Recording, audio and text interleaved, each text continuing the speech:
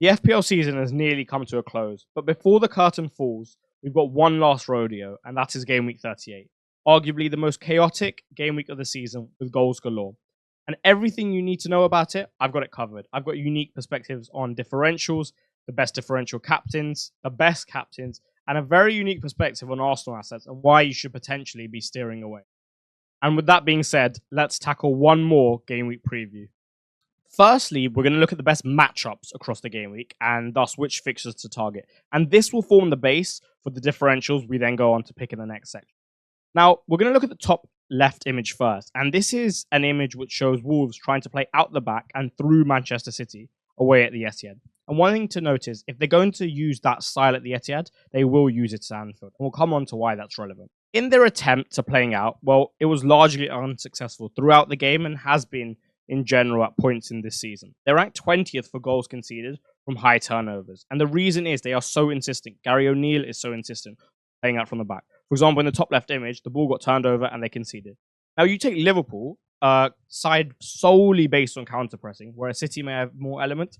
Liverpool are solely based on counter-pressing, especially at Anfield, given it's Klopp's last game. They will be pressing Wolves high. Liverpool will be pressing Wolves high, and that too with a significant amount of intensity.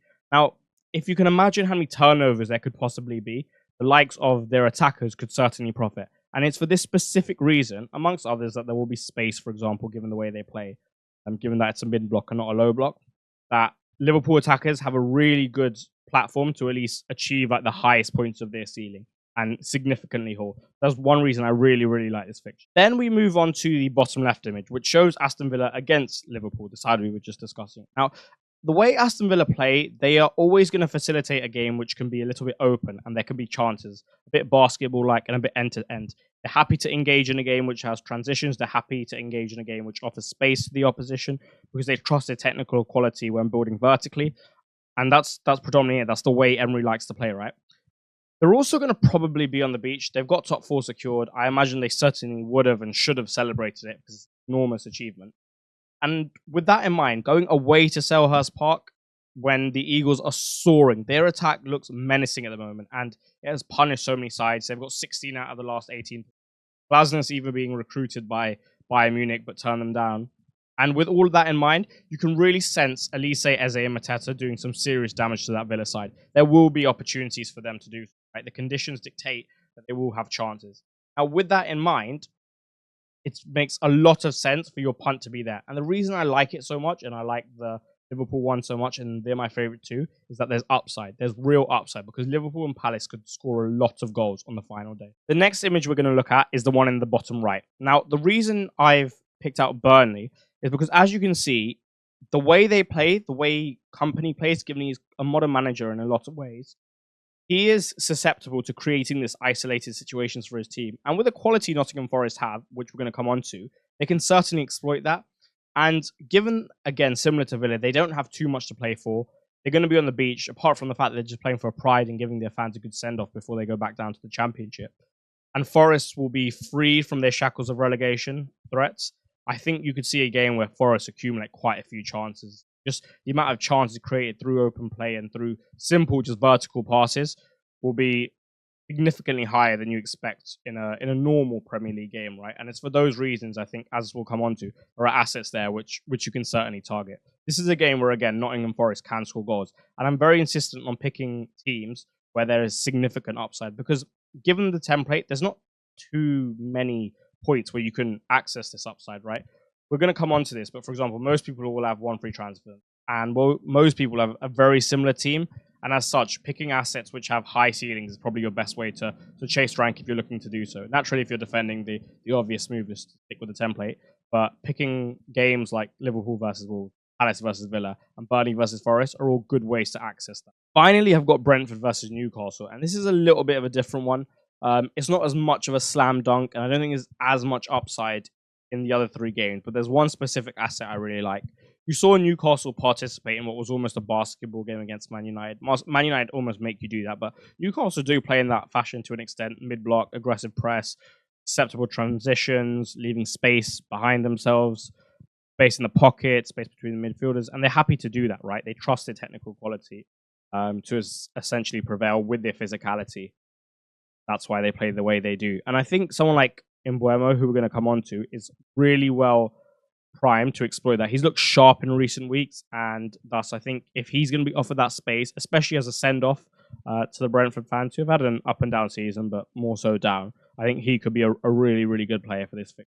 He's just looked really sharp, and him operating in pockets of space is dangerous. So with those 4 fixtures in mind, I've selected my 6 favorite differentials. Now, these guys, and I've tried to go for at least one across the 4 fixtures, hence why I selected them. I already discussed my positive outlook on the Palace attack. I really am bullish on them. I think that's where, out of all, the most upside lies as a team. Right, so we'll start there, and hence why there's 3 options in Eze, Mateta, and Elise. Now, I wouldn't go for Mateta because I think you've already got Jackson and you've already got Haaland and even Isak to an extent. I like him less so, but I like him more than Gordon. And Mateta's upside isn't as high as Eze or Elise's in a one-off game simply because the midfielders, right? The minutes are probably better as well, and penalties for Eze. So I would discount him and look to at least make a midfield move if you're really going for that upside. Plus, the forward options are probably a little bit better anyway. Then it comes to whether we pick Eze or Elise. Now, this is really difficult because in recent weeks, Eze has definitely looked a little worse than Elise. Elise has been incredible. He's playing with a sense of nonchalance, flair, style, and he's got all of that, right? We saw that in his Reading days. We saw that in his early Palace days. He's definitely got all of that. So with that in mind, who do we pick? Now, there really isn't much in it, and you could analyze for ages, but you probably wouldn't get too far. And ultimately, it's going to come down to what happens on the day, right? As opposed to a certain bit of analysis that is likely to become true.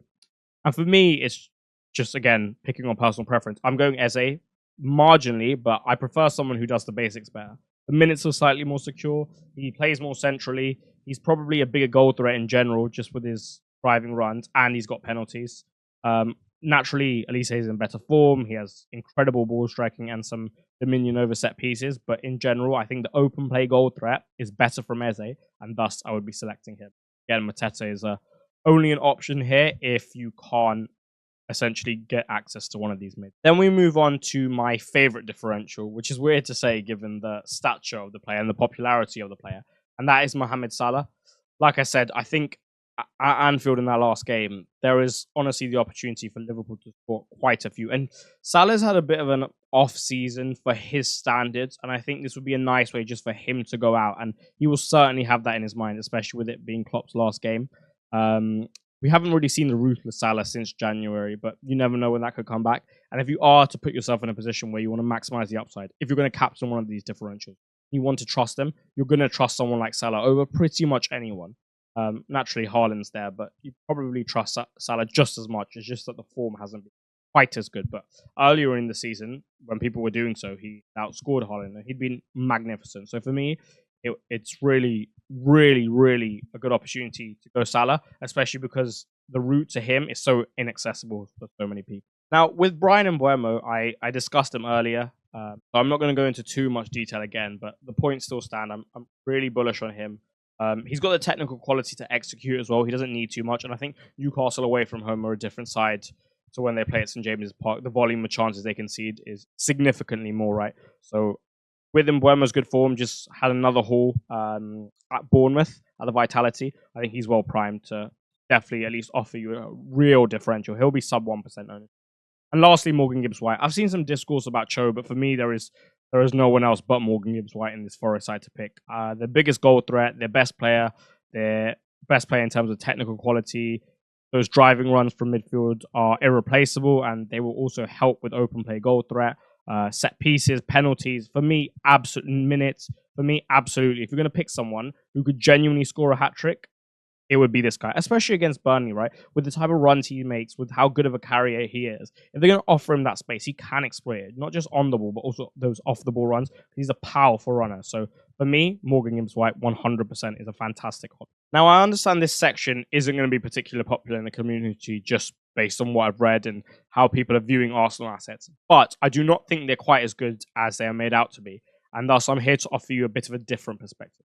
Now, if you've already got an Arsenal defender, or if you've already got Saka, well, yeah, you're not really going to sell them. That's very fair. I probably wouldn't do either, right? makes no sense. They're still good assets. I'm not denying that they're good assets, especially the defensive ones, where you only really have Guardiola and Porro, who are the standout ones, right, for this last game week, which we're going to come on to. Okay? But my quarrel is mainly with the attacking asset. So, firstly, the output of the Arsenal team is far more widespread than it is in any other team. At least in City, it's pretty much nowadays Haaland, Foden especially, and then you've got Guardiola and De Bruyne in the tier below. And pretty much outside of that, it's very rare for someone to really get in on the act, right? You've got Rodri ball striking against low blocks, but again, not too much, okay? Then you take Liverpool, Salah, Diaz, and Trent maybe, and it's not going to come from anywhere often outside of that. Maybe you've got like the 9 whoever plays for Liverpool, but still, and it's been tweaked in recent times, but still, a lot of it is going to fall down to Salah.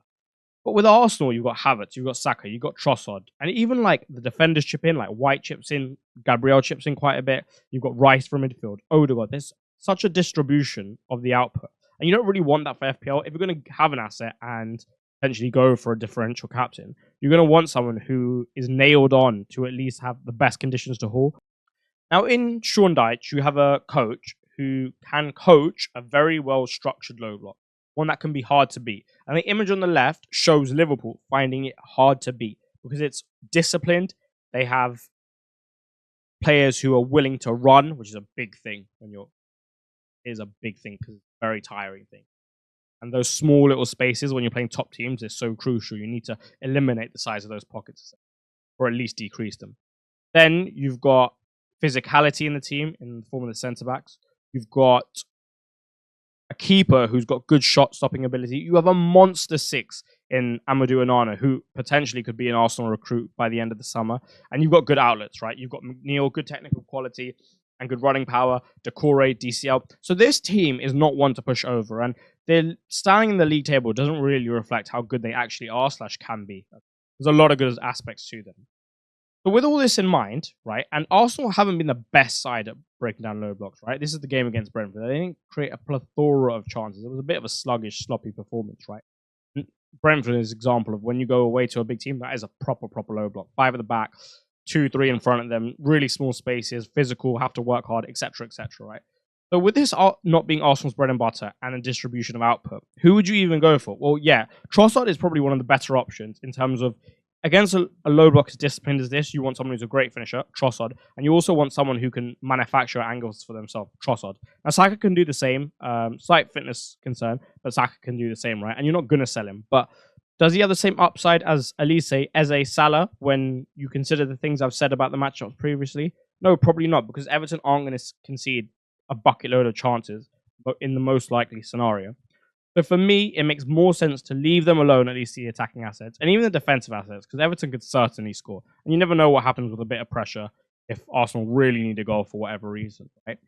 So for me, if you've got a defensive asset, I keep them. If you've got an attacking asset, I keep them, but I definitely wouldn't be bringing them in. I think there's more opportunities elsewhere and ones with more upside. Now, earlier in the differential section, in the matchup section, in Arsenal section, we spoke about all these players, right? But we need a practical route to them. So that's what I'm here to provide you with.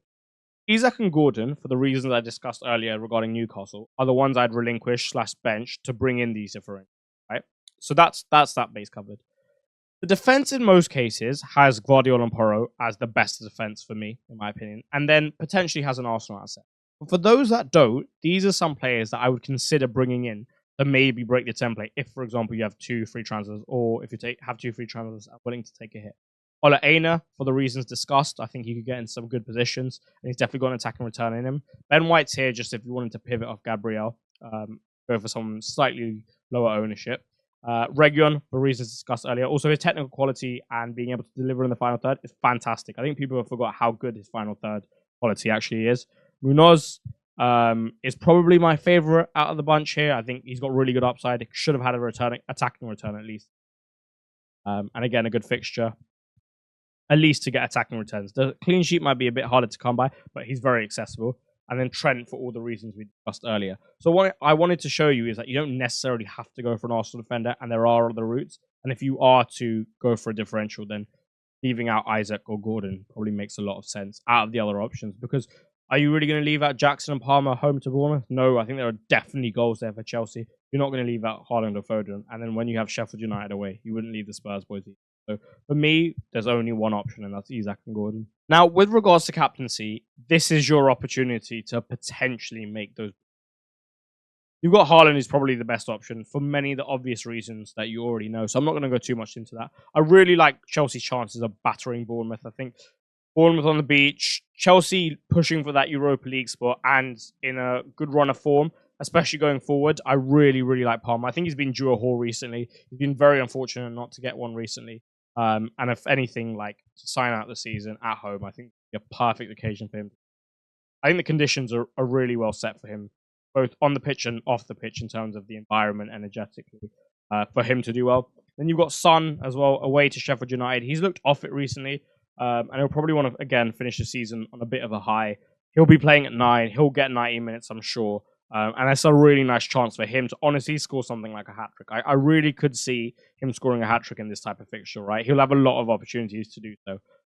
Just the balls getting played in between Sheffield United's lines and him running in between at 9. And Chris Wilder's set up his centre-backs where there's often been quite a huge amount of space. Ollie Watkins exploited it fantastically well many weeks ago, about around half the season. So I think he could do well there. Now, moving on to the differential captains. I've obviously spoke at length about Salah and Eze, right? And the reason they're here at the top of the order is because I trust them, right?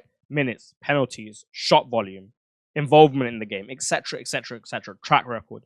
And for those reasons, I feel very comfortable captaining them, even against Haaland. Obviously, against Haaland, you're always going to have a little bit of worry, right? And that makes sense. Salah and Eze are good enough to go toe-to-toe with the games they've got. Trent is for the real ride seekers, let's say, the adrenaline junkies. But I'd probably go for one of the top two.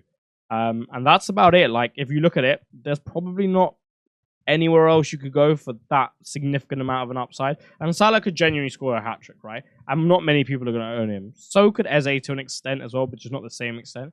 And that is like a 40-point lead, broad back, minus whatever Haaland does. And if you have one good defender or one other good midfielder that does the job and the rest of the template just is settled across the board, that's a huge amount of rank you can pull back just from nailing the Salah captaincy, which, let's be honest, isn't the most skillful thing. But I hope my perspective on the counter press has really shifted you to at least think about him and potentially go for this strategy. There is massive up. And that concludes it. That concludes the FPL content for this season on YouTube. Naturally, it was only 4 weeks because I only got started pretty late. But from next season, there will be content and more content every single week. I will do my best to make it better and better and better. Hope the camera settings this time are a little better. Thank you so much for your support. I really do appreciate it. Some of the messages I got today on Twitter were wonderful and so lovely. So thank you so much. If you could subscribe and like the video, that'd be very much appreciated to help grow the channel and get out to more people. It's been an absolute pleasure to do this, and just like you tuning in genuinely means a lot, and I really appreciate you guys watching and all the kind comments you leave. So like I said, I'm going to make these videos better and better and better to help you as much as possible beat all of your mates and also climb those overall rankings. So again, have a wonderful off season, and I will see you very shortly. Goodbye.